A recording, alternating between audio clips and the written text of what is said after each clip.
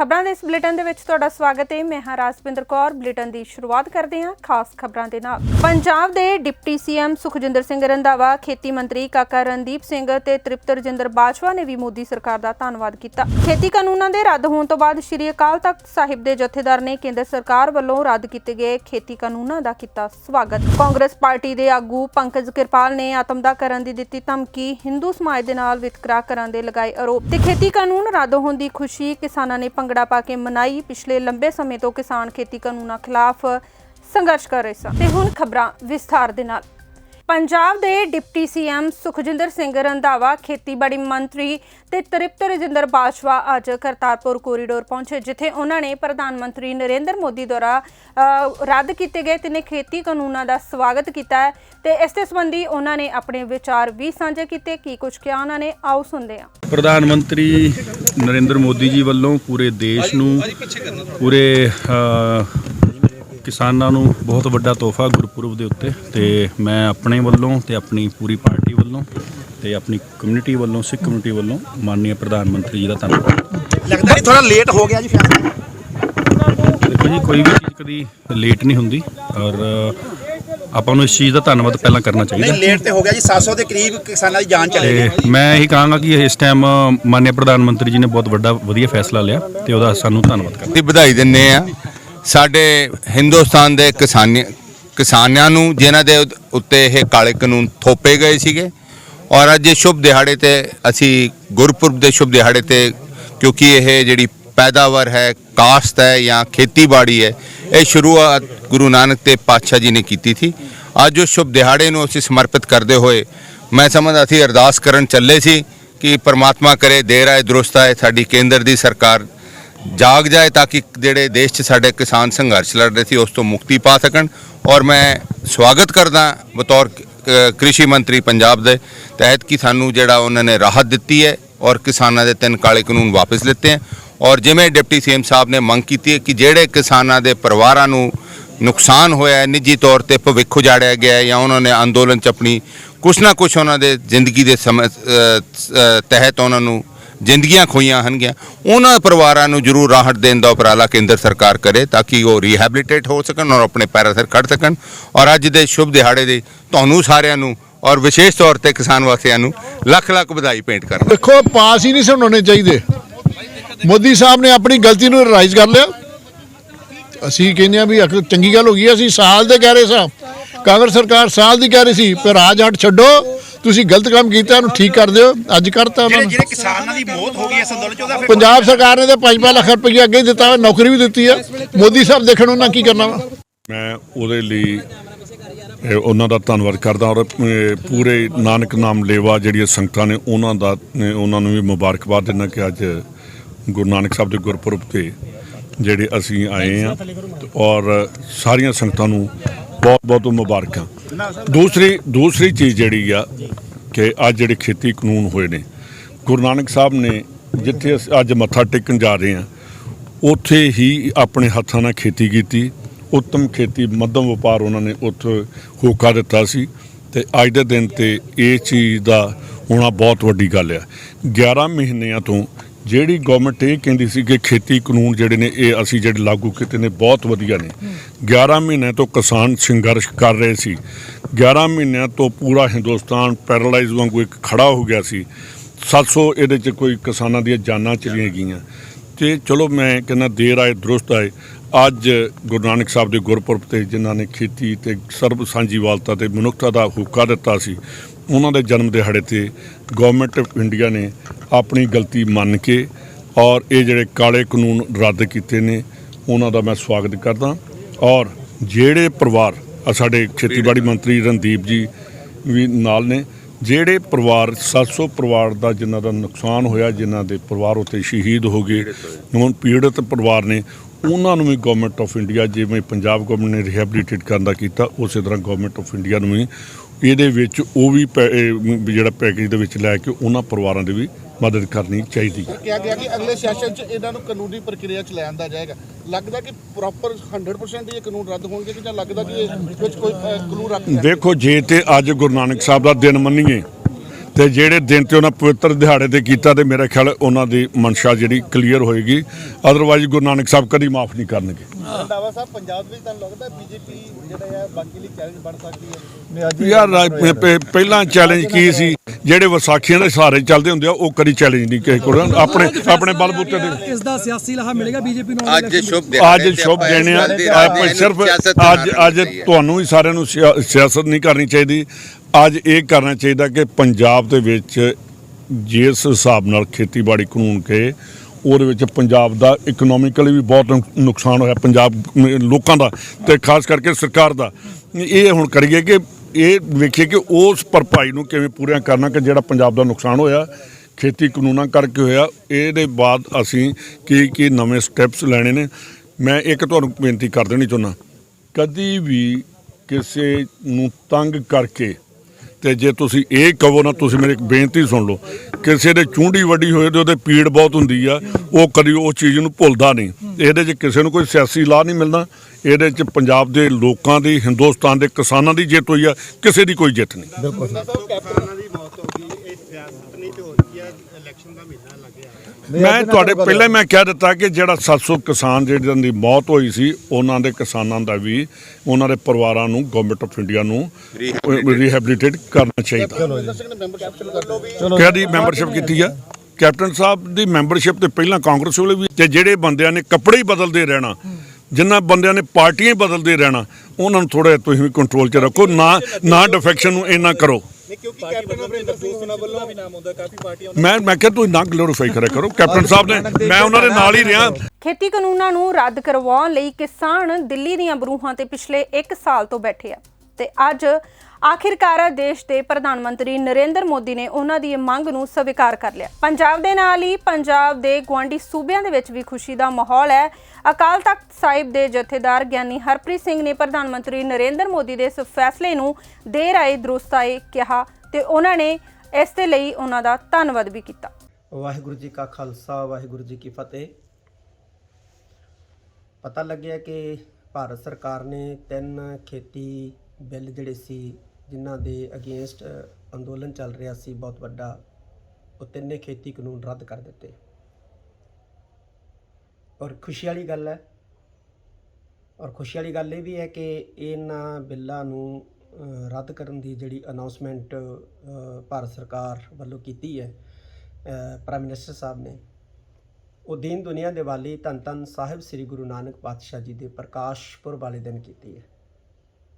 ਖੁਸ਼ੀ ਦੀ ਇਹ ਗੱਲ ਹੈ, ਖੇਤੀ ਕਾਨੂੰਨ ਰੱਦ ਹੋਣਾ ਔਰ ਇਹਦਾ ਐਲਾਨ ਗੁਰੂ ਨਾਨਕ ਸਾਹਿਬ ਸੱਚੇ ਪਾਤਸ਼ਾਹ ਦੇ ਪ੍ਰਕਾਸ਼ ਪੁਰਬ ਵਾਲੇ ਦਿਨ ਕਰਨਾ।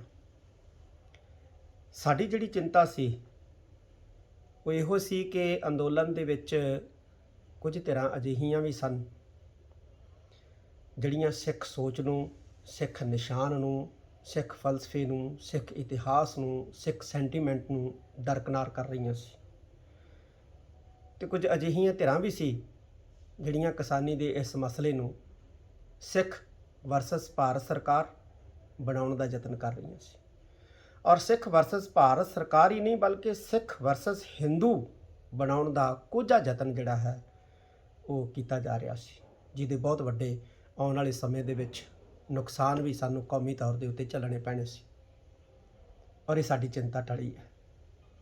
ਮੈਂ ਭਾਰਤ ਸਰਕਾਰ ਦਾ, ਖਾਸ ਤੌਰ ਦੇ ਉੱਤੇ ਪ੍ਰਾਈਮ ਮਿਨਿਸਟਰ ਸਾਹਿਬ ਦਾ, ਉਹਨਾਂ ਦੀ ਸਮੁੱਚੀ ਕੈਬਨਿਟ ਦਾ ਤਹਿ ਦਿਲੋਂ ਬਹੁਤ ਧੰਨਵਾਦ ਕਰਦਾ ਕਿ ਉਹਨਾਂ ਨੇ ਇੱਕ ਆਉਣ ਵਾਲੇ ਸਮੇਂ ਦੇ ਵਿੱਚ ਸਾਡੇ ਤੇ ਜਿਹੜੀ ਕੌਮੀ ਵਿਵਸਥਾ ਜਿਹੜੀ ਸਾਨੂੰ ਦਿਖਾਈ ਦੇ ਰਹੀ ਸੀ ਕਿ ਜਿਸ ਕਿਸਮ ਦਾ ਮਾਹੌਲ ਬਣ ਰਿਹਾ ਆਏਗੀ, ਉਹਨੂੰ ਟਾਲਿਆ, ਜਾਂ ਕਹਿ ਦਈਏ ਕਿ ਅਕਾਲ ਪੁਰਖ ਦੀ ਕਿਰਪਾ ਨਾਲ ਉਹ ਟਲੀ ਹੈ। ਕਿਉਂਕਿ ਅਸੀਂ ਹਮੇਸ਼ਾ ਹੀ ਚਾਹੁੰਦੇ ਹਾਂ ਕਿ ਭਾਰਤ ਦੇ ਅੰਦਰ ਸਿੱਖ ਜਿਹੜੇ ਹੈ ਉਹ ਇੱਕ ਵਧੀਆ ਢੰਗ ਦੇ ਨਾਲ ਗੁਜ਼ਰ ਬਸਰ ਕਰਦੇ ਜ਼ਿੰਦਗੀ ਜਿਉਣ, ਔਰ ਹਿੰਦੂ ਸਿੱਖ ਦਾ ਰਿਸ਼ਤਾ ਮਜ਼ਬੂਤ ਸੀ, ਮਜ਼ਬੂਤ ਹੈ ਤੇ ਮਜ਼ਬੂਤ ਹੀ ਰਹੇ। ਇਹਦੇ ਲਈ ਅਸੀਂ ਹਮੇਸ਼ਾ ਹੀ ਯਤਨਸ਼ੀਲ ਰਹੇ ਹਾਂ, ਯਤਨਸ਼ੀਲ ਰਹਾਂਗੇ। ਤੇ ਇਹ ਖੇਤੀ ਨਾਲ ਸੰਬੰਧਿਤ ਜਿਹੜੇ 3 ਕਾਨੂੰਨ ਸੀ, ਇਹਨਾਂ ਦੇ ਵਿਰੋਧ ਦੀ ਆੜ ਦੇ ਵਿੱਚ ਭਾਈਚਾਰਕ ਵੰਡੀਆਂ ਪਾਉਣ ਦੇ ਵੀ ਯਤਨ ਜਿਹੜੇ ਹੈ ਉਹ ਹੋ ਰਹੇ ਸਨ ਕੁਝ ਸ਼ਰਾਰਤੀ ਧਿਰਾਂ ਵੱਲੋਂ। ਕੁਝ ਐਸੀਆਂ ਵੀ ਧਿਰਾਂ ਸਨ ਜਿਹੜੀਆਂ ਇਹਨਾਂ ਖੇਤੀ ਕਾਨੂੰਨਾਂ ਦੇ ਵਿਰੋਧ ਦੀ ਆੜ ਦੇ ਵਿੱਚ ਆਪਣੀ ਰਾਜਸੀ ਧਰਾਤਲ ਨੂੰ ਮਜ਼ਬੂਤ ਕਰਨ ਦਾ ਯਤਨ ਕਰ ਰਹੀਆਂ ਸੀ ਔਰ ਸਿੱਖ ਸੈਂਟੀਮੈਂਟ ਨੂੰ ਕਮਜ਼ੋਰ ਕਰ ਰਹੀਆਂ ਸੀ, ਸਿੱਖ ਇਤਿਹਾਸ ਨੂੰ ਨਿਸ਼ਾਨੇ ਤੇ ਲੈ ਰਹੀਆਂ ਸੀ, ਸਿੱਖ ਨਿਸ਼ਾਨ ਉਹਨਾਂ ਨੂੰ ਚੁਭਦਾ ਸੀ। ਇਹ ਬਹੁਤ ਵੱਡਾ ਇੱਕ ਫੈਸਲਾ ਹੈ ਪ੍ਰਧਾਨ ਮੰਤਰੀ ਸਾਹਿਬ ਦਾ, ਔਰ ਜਿੰਨੇ ਵੀ ਇਸ ਫੈਸਲੇ ਨਾਲ ਮੈਂ ਉਹਨਾਂ ਦੀ ਤਾਰੀਫ ਕਰਨੀ ਬਣਦੀ ਹੈ, ਕਿਉਂਕਿ ਇੱਕ ਖੇਤੀ ਕਾਨੂੰਨ ਬਿੱਲ ਰੱਦ ਹੀ ਨਹੀਂ ਹੋਏ, ਬਲਕਿ ਇੱਕ ਬਹੁਤ ਵੱਡੀ ਸਾਡੀ ਵਿਪਤਾ ਜਿਹੜੀ ਹੈ ਉਹ ਦੂਰ ਕੀਤੀ ਹੈ।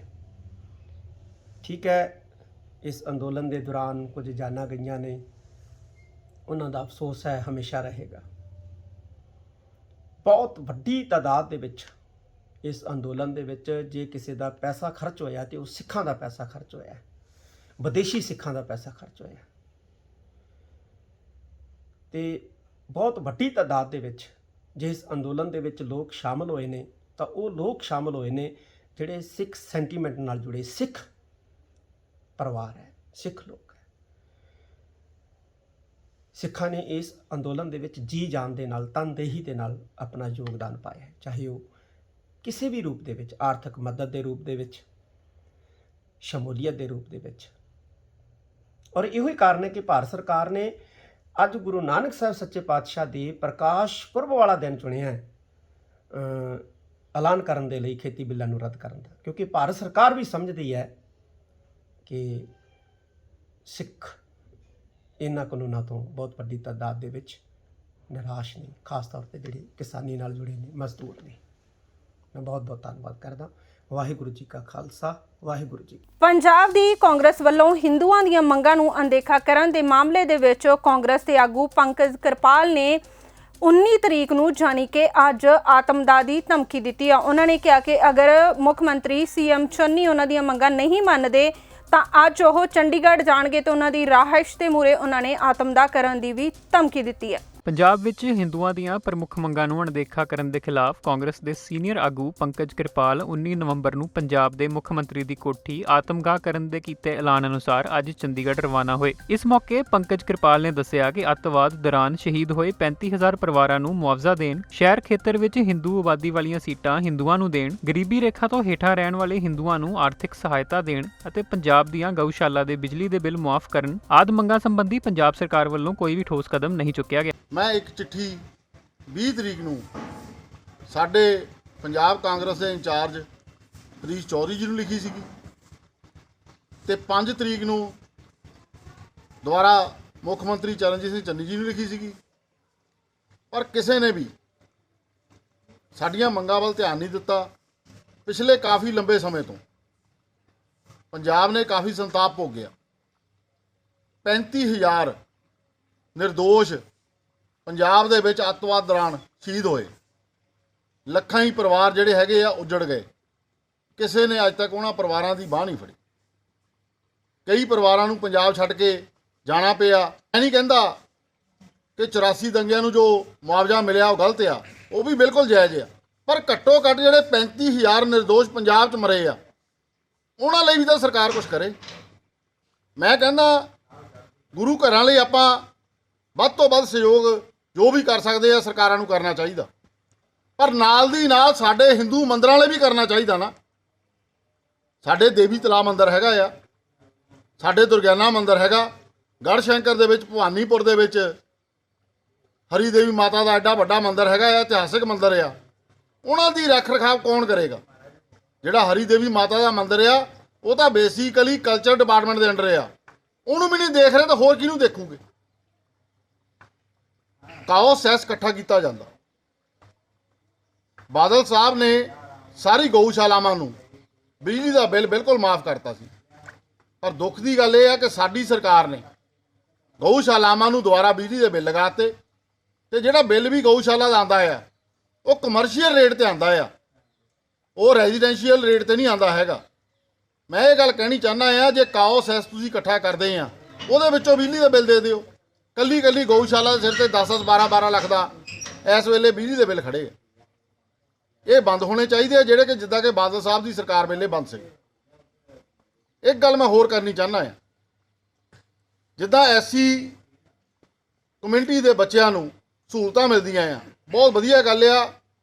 ਜਿਹੜੇ ਡਾਊਨ ਟਰੋਡਨ ਲੋਕ ਆ ਉਹਨਾਂ ਦੇ ਹੱਕ ਮਿਲਣੇ ਚਾਹੀਦੇ ਆ। ਜੋ ਐਸਸੀਆਂ ਨੂੰ ਸਹੂਲਤਾਂ ਮਿਲਦੀਆਂ ਬਿਲਕੁਲ ਸਹੀ ਮਿਲਦੀਆਂ ਆ। ਐਸੇ ਤਰ੍ਹਾਂ ਮਾਈਨੋਰਟੀਜ਼ ਦੇ ਵਿੱਚ ਸਿੱਖਾਂ ਨੂੰ ਵੀ ਸਹੂਲਤਾਂ ਮਿਲਦੀਆਂ ਆ। ਪਰ ਮੈਂ ਇੱਕ ਗੱਲ ਕਹਿਣੀ ਚਾਹੁੰਦਾ ਆ, ਜਿਹੜੇ ਜਨਰਲ ਕੈਟਾਗਰੀ ਦੇ ਹਿੰਦੂਜ਼ ਹੈਗੇ ਆ, ਉਹਨਾਂ ਦੇ ਜਿਹੜੇ ਬੱਚੇ ਹੈਗੇ ਆ, ਜਿਹੜੇ ਡਾਊਨ ਟਰੋਡਨ ਆ, ਗਰੀਬ ਹੈਗੇ ਆ, ਉਹਨਾਂ ਦਾ ਕਸੂਰ ਕੀ ਹੈਗਾ ਆ? ਉਹਨਾਂ ਨੂੰ ਕੋਈ ਵੀ ਸਹੂਲਤ ਕਿਉਂ ਨਹੀਂ ਦਿੱਤੀ ਜਾਂਦੀ? ਉਹਨਾਂ ਦੇ ਬੱਚਿਆਂ ਨੂੰ ਵੀ ਸਹੂਲਤਾਂ ਮਿਲਣੀਆਂ ਚਾਹੀਦੀਆਂ।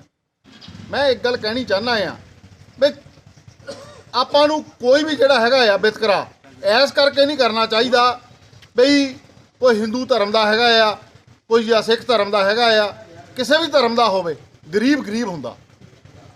ਪਰ ਮੈਂ ਇੱਕ ਗੱਲ ਮੁੱਖ ਮੰਤਰੀ ਸਾਹਿਬ ਨੂੰ ਪੁੱਛਣਾ ਚਾਹੁੰਦਾ ਆ, ਇਹ ਸਾਡੀ ਕੌਮ ਨੂੰ ਵੰਡਣ ਲਈ ਆਪਾਂ ਵੱਖ-ਵੱਖ ਬੋਰਡ ਕਿਉਂ ਬਣਾਏ? ਬ੍ਰਾਹਮਣ board, Rajput board, Khatri board, ਬਾਣੀਆਂ ਬੋਰਡ, ਇੱਕ ਹਿੰਦੂ ਬੋਰਡ ਕਿਉਂ ਨਹੀਂ? ਜਿਸ ਤਰ੍ਹਾਂ ਐਸਜੀਪੀਸੀ ਆ, ਉਹ ਸਾਰੇ ਸਿੱਖ ਗੁਰਦੁਆਰਿਆਂ ਨੂੰ ਦੇਖਦੀ ਆ, ਸਾਡੇ ਮੰਦਰਾਂ ਨੂੰ ਸਰਕਾਰਾਂ ਕਿਉਂ ਦੇਖਦੀਆਂ? ਸਾਡੀ ਆਪਣੀ ਸੰਸਥਾ ਹੋਣੀ ਚਾਹੀਦੀ ਆ ਜਿਹੜੀ ਉਹਨਾਂ ਮੰਦਰਾਂ ਨੂੰ ਦੇਖੇ। ਸਾਡੇ ਮੰਦਰਾਂ ਨੂੰ ਸਰਕਾਰਾਂ ਕਿਉਂ ਦੇਖਦੀਆਂ? ਗੱਲ ਇਹ ਆ, ਇਹਨਾਂ ਮੰਗਾਂ ਦੇ ਲਈ ਮੈਂ ਮੁੱਖ ਮੰਤਰੀ ਸਾਹਿਬ ਨੂੰ ਬੇਨਤੀ ਕੀਤੀ ਹੈ, ਪਰ ਕਿਸੇ ਨੇ ਸਾਡੀ ਗੱਲ ਸੁਣੀ ਨਹੀਂ। 32 ਸਾਲ ਹੋ ਗਏ ਮੈਨੂੰ ਕਾਂਗਰਸ, 32 ਸਾਲ। 32 ਸਾਲਾਂ ਦੇ ਬਾਅਦ ਮੈਨੂੰ ਇਹ ਅਹਿਸਾਸ ਹੋਵੇ ਕਿ ਕਾਂਗਰਸ ਦੇ ਵਿੱਚ ਰਹਿ ਕੇ ਹਿੰਦੂ ਹੋਣਾ ਸਭ ਤੋਂ ਵੱਡਾ ਜੁਰਮ ਹੈ। ਇੱਥੋਂ ਤੱਕ ਕਿ ਦੇਖੋ ਵੱਡੇ ਲੀਡਰ, ਮੈਂ ਛੋਟੇ ਲੀਡਰ ਦੀ ਨਹੀਂ ਗੱਲ ਕਰ ਰਿਹਾ, ਜਿੰਨੇ ਵੀ ਪੰਜਾਬ ਦੇ ਆਪਣੇ ਆਪ ਨੂੰ ਵੱਡੇ ਲੀਡਰ ਕਹਿੰਦੇ ਆ, ਸਰਦਾਰ ਨਵਜੋਤ ਸਿੰਘ ਸਿੱਧੂ ਸਾਹਿਬ, ਸਰਦਾਰ ਮਨਪ੍ਰੀਤ ਸਿੰਘ ਬਾਦਲ ਸਾਹਿਬ, ਸਰਦਾਰ ਗੁਰਜੀਤ ਸਿੰਘ ਰਾਣਾ ਸਾਹਿਬ, ਕਿੱਕੀ ਢਿੱਲੋਂ ਜੀ, ਇੱਥੋਂ ਤੱਕ ਕਿ ਕੈਪਟਨ ਅਮਰਿੰਦਰ ਸਿੰਘ ਜੀ, ਜਿੰਨੇ ਵੀ ਕਾਂਗਰਸ ਦੇ ਵੱਡੇ ਜੱਟ ਸਿੱਖ ਲੀਡਰ ਹੋਏ ਆ, ਸਾਰਿਆਂ ਨੂੰ ਜਦੋਂ ਸੀਟ ਲੜਨ ਦੀ ਵਾਰੀ ਆਉਂਦੀ ਆ, ਉਹ ਸ਼ਹਿਰੀ ਸੀਟ ਲੱਭਣਗੇ ਜਿੱਥੇ ਹਿੰਦੂ ਵੋਟਾਂ ਵੱਧ ਹੋਣ। ਬੇਸਿਕ ਰੀਜ਼ਨ ਇਹ ਆ, ਹਿੰਦੂ ਕਾਂਗਰਸ ਨੂੰ ਵੋਟ ਪਾਉਂਦਾ, ਹਿੰਦੂਆਂ ਦੇ ਸਿਰ ਤੇ ਰਾਜ ਇਹ ਕਰਨ ਤੇ ਹਿੰਦੂਆਂ ਦੀਆਂ ਮੰਗਾਂ ਨੂੰ ਇਗਨੋਰ ਕਰਨ, ਇਹ ਨਹੀਂ ਚੱਲਣ ਦੇਣਾ। ਇੱਕ ਨਵਾਂ ਫੰਡਾ ਕਾਂਗਰਸ ਨੇ ਹੋਰ ਸ਼ੁਰੂ ਕਰ ਲਿਆ। ਪਹਿਲਾਂ ਹੀ ਜਿਹੜੇ ਵੱਡੇ ਜੱਟ ਆ ਉਹ ਪਹਿਲਾਂ ਹੀ ਹਿੰਦੂਆਂ ਵਾਲੀਆਂ ਸੀਟਾਂ ਲੈ ਰਹੇ ਆ। 26-27 ਹਿੰਦੂ ਐਮਐਲਏ ਹੁੰਦੇ ਸੀ, ਜਿਹੜੇ ਘਟ ਕੇ ਅੱਜ 10-11 ਰਹਿ ਗਏ ਆ। 4 ਪ੍ਰਧਾਨ ਇਲੈਕਟ ਹੋਏ ਯੂਥ ਕਾਂਗਰਸ ਦੇ, 4 ਪ੍ਰਧਾਨ, 4 ਵਿੱਚੋਂ ਇੱਕ ਐਸਸੀ, 3 ਜੱਟ। ਕੀ ਹੋਰ ਕੌਮ ਇਲੈਕਟ ਨਹੀਂ ਹੋ ਸਕਦੀ? 6 ਸੀਟਾਂ ਪਿਛਲੀ ਵਾਰ ਵਿਧਾਨ ਸਭਾ ਦੀਆਂ ਜਿਹੜੀ ਯੂਥ ਕਾਂਗਰਸ ਦੇ ਕੋਟੇ ਦਿੱਤੀਆਂ ਗਈਆਂ, 2 ਸੀਟਾਂ ਐਸਸੀਆਂ ਨੂੰ, 4 ਸੀਟਾਂ ਜੱਟਾਂ ਨੂੰ। 4 ਵਿੱਚੋਂ 2 ਜਿਹੜੀਆਂ ਹਿੰਦੂ ਸੀਟਾਂ ਸੀਗੀਆਂ ਉਹ ਜੱਟਾਂ ਨੂੰ ਦੇ ਦਿੱਤੀਆਂ ਗਈਆਂ। ਮੈਂ ਨਹੀਂ ਕਹਿੰਦਾ ਕਿ ਜੱਟਾਂ ਨੂੰ ਸੀਟਾਂ ਨਾ ਦਿਓ, ਜੱਟਾਂ ਨੂੰ ਵੀ ਉਹਨਾਂ ਦਾ ਬਣਦਾ ਹੱਕ ਦਿਓ, ਜਿੱਥੇ ਉਹਨਾਂ ਦਾ ਰੋਲ ਬਣਦਾ ਉਹਨਾਂ ਨੂੰ ਸੀਟਾਂ ਦਿੱਤੀਆਂ ਜਾਣੀਆਂ ਚਾਹੀਦੀਆਂ ਆ। ਪਰ ਹਿੰਦੂਆਂ ਨੂੰ ਮਾਰ ਕੇ ਨਾ ਉਹਨਾਂ ਨੂੰ ਖੜੇ ਕਰੋ। ਦੁਆਬੇ ਦੇ ਵਿੱਚ ਇੱਕ ਮੰਤਰੀ ਸੀਗਾ, ਜਿਹੜਾ ਹਿੰਦੂ ਮੰਤਰੀ ਸੀਗਾ, ਉਹਨੂੰ ਲਾਤਾ। ਚਲੋ ਨਹੀਂ ਉਹਦਾ ਕੰਮ ਠੀਕ ਸੀਗਾ ਜਾਂ ਅਮਰਿੰਦਰ ਸਿੰਘ ਨਾਲ ਸਾਂਝ ਸੀ, ਉਹਨੂੰ ਲਾਤਾ। ਤੁਸੀਂ ਨਵਾਂ ਬਣਾਉਣਾ ਆ, 3 ਮੰਤਰੀ ਬਣਾਏ ਦੁਆਬੇ ਵਿੱਚੋਂ, 3 ਦੇ 3 ਹੀ ਸਿੱਖ, ਇੱਕ ਵੀ ਹਿੰਦੂ ਨਹੀਂ। ਹਿੰਦੂਆਂ ਦਾ ਗੜ੍ਹ ਹੋਵੇ ਦੁਆਬੇ ਦੇ ਵਿੱਚ, ਹਿੰਦੂਆਂ ਨੂੰ ਕੋਈ ਨੁਮਾਇੰਦਗੀ ਨਹੀਂ ਦਿੱਤੀ ਜਾਵੇ। ਦਾ ਪ੍ਰੋਗਰਾਮ ਇਹ ਹੈ, ਜੋ ਮੈਂ ਡਿਕਲੇਅਰ ਕੀਤਾ ਆ ਉਹਦੇ ਅਕੋਰਡਿੰਗਲੀ ਚੰਡੀਗੜ੍ਹ ਜਾ ਰਹੇ ਆ ਤੇ ਮੈਂ ਸੁਸਾਈਡ ਕਰੂੰਗਾ, ਆਤਮਦਾਹ ਕਰੂੰਗਾ। ਜੇ ਮੇਰੀਆਂ ਮੰਗਾਂ ਨੂੰ ਸੀਐਮ ਸਾਹਿਬ ਨੇ ਹਜੇ ਵੀ ਨਾ ਸੁਣਿਆ, ਮੈਂ ਬਿਲਕੁਲ ਆਪਣੀ ਕਾਰਵਾਈ ਪੂਰੀ ਕਰੂੰਗਾ। ਜਮਨਾ ਮਰਨਾ ਇੱਕੋ ਦਿਨ। ਹਿੰਦੂ ਸਮਾਜ ਨੂੰ ਇੱਕ ਸੁਨੇਹਾ ਦੇਣਾ ਚਾਹੁੰਦਾ ਆ, ਹਿੰਦੂ ਸਮਾਜ ਨੂੰ ਚਾਹੀਦਾ ਆ ਆਪਣੇ ਹਿੱਤਾਂ ਲਈ ਲੜਨਾ ਸ਼ੁਰੂ ਕਰੋ, ਆਪਣੇ ਹਿੱਤਾਂ ਲਈ ਬੋਲਣਾ ਸ਼ੁਰੂ ਕਰੋ। ਸ਼ਹੀਦੇ ਆਜ਼ਮ ਸਰਦਾਰ ਭਗਤ ਸਿੰਘ ਜੀ ਅਸੈਂਬਲੀ ਜਦੋਂ ਬੰਬ ਸਿੱਟਿਆ, ਉਹ ਦੌੜ ਸਕਦੇ ਸੀਗੇ, ਦੌੜੇ ਨਹੀਂ, ਖੁਦ ਨੂੰ ਗ੍ਰਿਫਤਾਰ ਕਰਵਾਇਆ ਤਾਂ ਕਿ ਸੁੱਤੀ ਹੋਈ ਕੌਮ ਜਾਗ ਸਕੇ। ਇਹ ਮੈਂ ਵੀ ਅੱਜ ਇਹੀ ਸਭ ਕੁਝ ਤਾਂ ਕਰ ਰਿਹਾ ਵੀ ਸਾਡੀ ਵੀ ਸੁੱਤੀ ਹੋਈ ਕੌਮ ਜਾਗ ਸਕੇ। ਕੇਂਦਰ ਸਰਕਾਰ ਵੱਲੋਂ ਰੱਦ ਕੀਤੇ ਗਏ ਖੇਤੀ ਕਾਨੂੰਨਾਂ ਨੂੰ ਲੈ ਕੇ ਪੰਜਾਬ ਦੇ ਹਰ ਜ਼ਿਲ੍ਹੇ ਦੇ ਵਿੱਚ ਖੁਸ਼ੀ ਦਾ ਮਾਹੌਲ ਹੈ। ਇਸੇ ਤਰ੍ਹਾਂ ਦਾ ਮਾਹੌਲ ਗੁਰਦਾਸਪੁਰ ਵਿੱਚ ਵੀ ਬਣਿਆ ਹੋਇਆ, ਜਿੱਥੇ ਕਿਸਾਨਾਂ ਨੇ ਭੰਗੜਾ ਪਾ ਕੇ ਖੇਤੀ ਕਾਨੂੰਨਾਂ ਨੂੰ ਰੱਦ ਕਰਨ ਦੀ ਖੁਸ਼ੀ ਮਨਾਈ ਤੇ ਨਾਲ ਹੀ ਕਿਸਾਨਾਂ ਦਾ ਕਹਿਣਾ ਹੈ ਕਿ ਅਸਲ ਦੇ ਵਿੱਚ ਉਹ ਤਦ ਇਸ ਸੰਘਰਸ਼ ਨੂੰ ਵਾਪਸ ਲੈਣਗੇ ਜਦੋਂ ਸੰਸਦ ਦੇ ਵਿੱਚ ਇਹਨਾਂ ਖੇਤੀ ਕਾਨੂੰਨਾਂ ਨੂੰ ਰੱਦ ਕੀਤਾ ਜਾਊਗਾ। ਕੇਂਦਰ ਸਰਕਾਰ ਵੱਲੋਂ ਜੋ 3 ਖੇਤੀ ਕਾਨੂੰਨ ਲਾਗੂ ਕੀਤੇ ਗਏ ਸਨ ਉਹਨਾਂ ਨੂੰ ਅੱਜ ਦੇਸ਼ ਦੇ ਪ੍ਰਧਾਨ ਮੰਤਰੀ ਵੱਲੋਂ ਰੱਦ ਕਰਨ ਦਾ ਐਲਾਨ ਕੀਤਾ ਗਿਆ, ਜਿਸ ਦੇ ਚੱਲਦੇ ਗੁਰਦਾਸਪੁਰ ਦੇ ਕਿਸਾਨਾਂ ਵਿੱਚ ਖੁਸ਼ੀ ਦੀ ਲਹਿਰ ਵੇਖਣ ਨੂੰ ਮਿਲੀ। ਖੁਸ਼ੀ ਵਿੱਚ ਪਟਾਕੇ ਚਲਾਉਂਦਿਆਂ ਤੇ ਭੰਗੜੇ ਪਾਉਂਦਿਆਂ ਉਹਨਾਂ ਕਿਹਾ ਕਿ ਲਗਭਗ 1 ਸਾਲ ਦੇ ਬਾਅਦ ਇਹ ਖੇਤੀ ਕਾਨੂੰਨ ਰੱਦ ਕੀਤੇ ਗਏ ਨੇ, ਪਰ ਉਹਨਾਂ ਵੱਲੋਂ ਸੰਘਰਸ਼ ਉਨੀ ਦੇਰ ਤੱਕ ਬੰਦ ਨਹੀਂ ਕੀਤਾ ਜਾਏਗਾ ਜਦ ਤੱਕ ਇਹ ਕਾਨੂੰਨ ਪੂਰੀ ਤਰ੍ਹਾਂ ਰੱਦ ਨਹੀਂ ਕੀਤੇ ਜਾਣਗੇ। ਇਹ ਭਾਰਤ ਦੇ ਕਿਸਾਨਾਂ ਵਾਸਤੇ ਨਹੀਂ, ਇਹ ਦੁਨੀਆ ਦੇ ਲੋਕਾਂ ਵਾਸਤੇ ਮਹਾਨ ਦਿਵਸ ਹੈ, ਕਿਉਂਕਿ ਇੱਕ ਇਹੋ ਜਿਹਾ ਘਿਨਾਉਣਾ ਤੇ ਘਟੀਆ ਕਾਨੂੰਨ ਸੀ ਜਿਹੜੀ ਲੋਕਾਂ ਦੀ ਰੋਟੀ ਰੋਜੀ ਸੀ ਉਹ ਇੱਕ ਕੁੱਜੀ ਵਿੱਚ ਬੰਦ ਕੀਤੀ ਜਾ ਰਹੀ ਸੀ। ਜੇ ਕਾਨੂੰਨ ਲਾਗੂ ਰਹਿੰਦੇ ਤੇ ਦੁਨੀਆ ਦੇ ਹੋ ਸਕਦਾ 1/3 ਲੋਕ ਜਿਹੜੇ ਆ ਉਹ ਭੁੱਖ ਨਾਲ ਹੀ ਮਰ ਜਾਂਦੇ। ਇਹ ਦੁਨੀਆ ਵਾਸਤੇ ਪੂਰੇ ਸੰਸਾਰ ਵਾਸਤੇ ਖੁਸ਼ੀ ਦਾ ਦਿਨ ਹੈ।